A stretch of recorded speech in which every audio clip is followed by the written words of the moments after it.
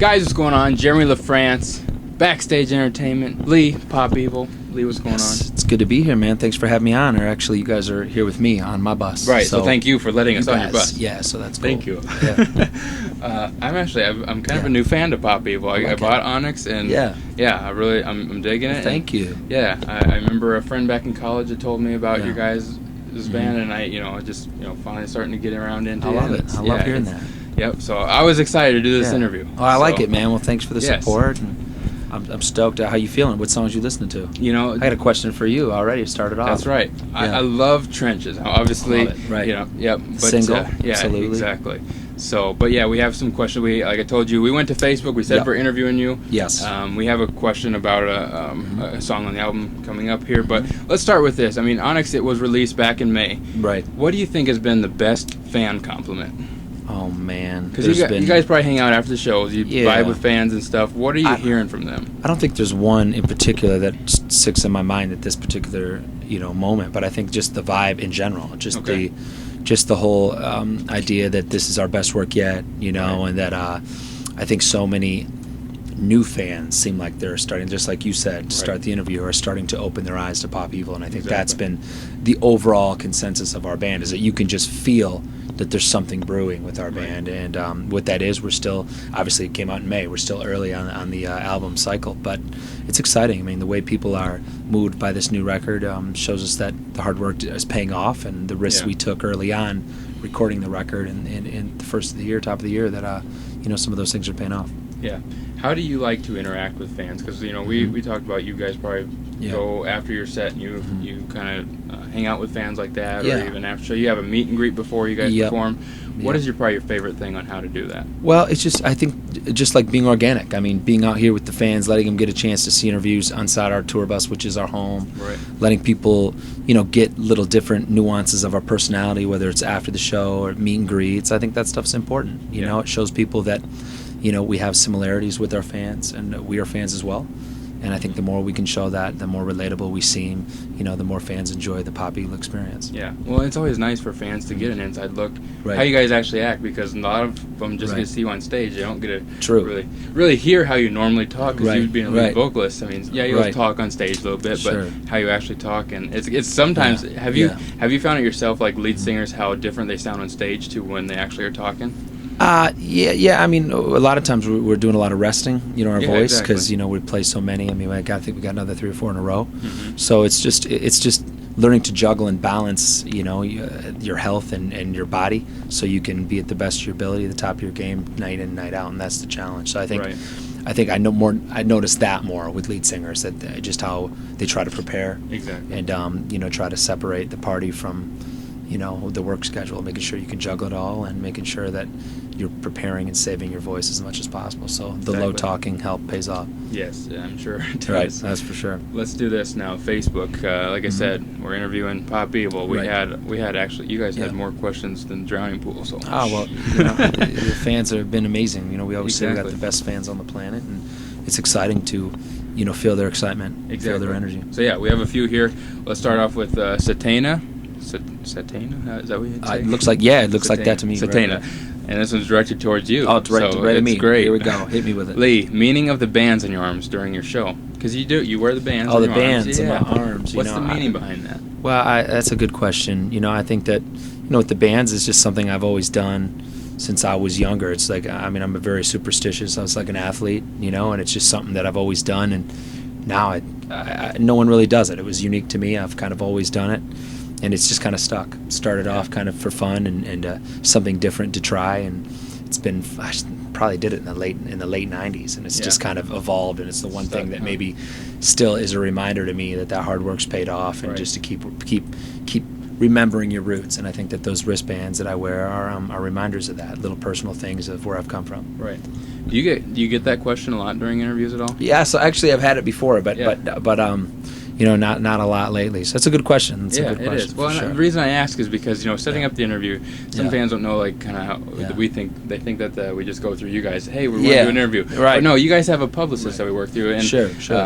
Your publicist, sent me a link and everything, and he's like, make sure you read the bio, because stay away from those general questions. Yeah, it's in Backstage Entertainment, we don't like to do that. People ask you so many times, where'd your band name come from? Yeah, with the band name. How'd you guys form and stuff? And we stay away from that because you guys, every other interview you've done. So is there other questions like that you kind of hate to answer? I don't know if it's you hate to answer. I mean, at the end of the day, you're a new band and you're trying to break your band, and there's always someone out there that doesn't, has questions or doesn't always read all those things, right. And wants to ask you personally. And obviously the wristband question is something that, to me, when we look in the mirror, when we get up every day, we're not thinking about necessarily what people are seeing of us individually. Right. We're thinking about the music, we're thinking about the melodies and the guitar tones and the rhythm and just how organic the music is starting to spread. But when people are paying attention to us individually and what we're wearing or what we're looking like, it always catches me a little off guard. I always forget that they're paying that close attention. I didn't know, but it's a good question. Definitely one that is rare. Yeah. Let's do this. Sarah says, "Tell the guys in Pop Evil I love them." I love it. We love you, Sarah. We love you. And ask what's their favorite song they've written. Oh man, that's a very common question from our friends and close family members, and the right answer to that is all of them. I mean, we write them all, but it's. How about this? I think a better question is what ones are we enjoying playing now, and I think that it never gets old playing songs that your fans know. Obviously, when fans can sing along and really feel the energy of the songs you write, it's that's the dream, right? That's the whole purpose. But Trench is obviously our first single is one of the most popular songs right now. I know Deal with the Devil and Sixth Sense are very, very popular live songs, some of the new songs we're playing. And it's exciting to watch songs that are starting off kind of just chill, and then by the time the album's like heavy into the cycle with songs people look forward to hearing.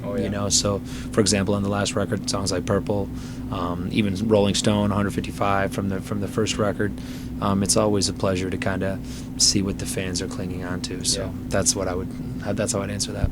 We mentioned earlier that there is a song that we had a fan that asked directly to. So Amy asked, who was the song Torn to Pieces about?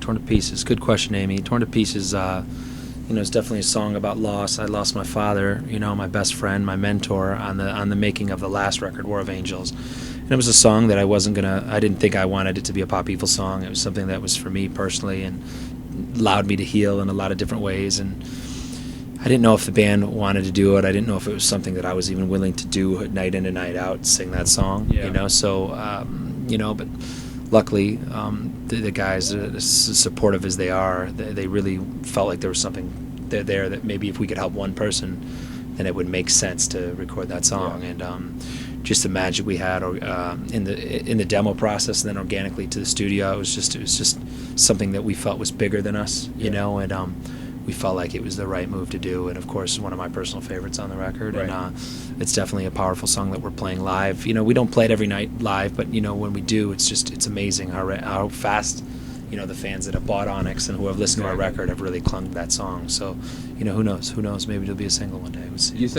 That song, I'm sure it can be hard to sing at times, but do you see it more as a celebration of his life rather than a sad moment? I think this is a good question. I don't really think about anything right now singing it because it's still new to me. It's still numb. Okay. I'm still trying to get all the technical things out. Am I performing it to the best of our ability? Are we playing it exactly right? There's different things we could do live, but once we get those kind of nuances and those little things done, strategically when we're playing it live, I think those are questions emotionally, selfishly that you tend to find out, later on in your career. I'm not really thinking about selfish thoughts on the song. Should I be singing it, playing it? Is it too hard for me to sing? And maybe that's my insecurity on the song. Maybe just diving into being more business about it is how I've handled it. We'll see as that song continues to grow, and if it does become bigger, then maybe you re-ask me that question, a year from now. So we'll see. Yeah. Well, if I remember, if you remember, who knows? I'll mark that one down. All right. Yeah. Gina, the last Facebook question here. Gina, all of the bands you've toured with, because it's been a lot. Right. What would be the dream band lineup?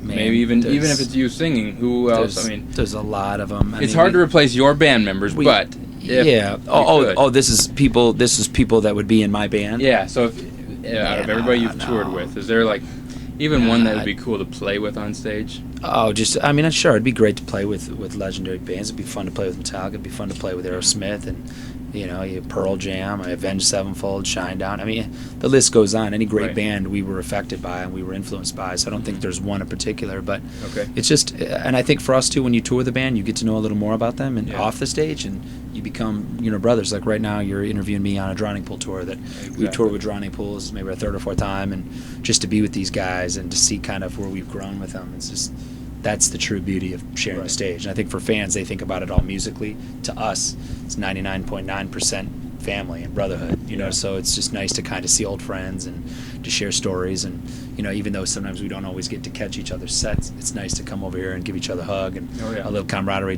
have a drink and say, hey, you know, miss y'all, congrats, you guys are still grinding, everything's going good, how you guys doing, how's the families?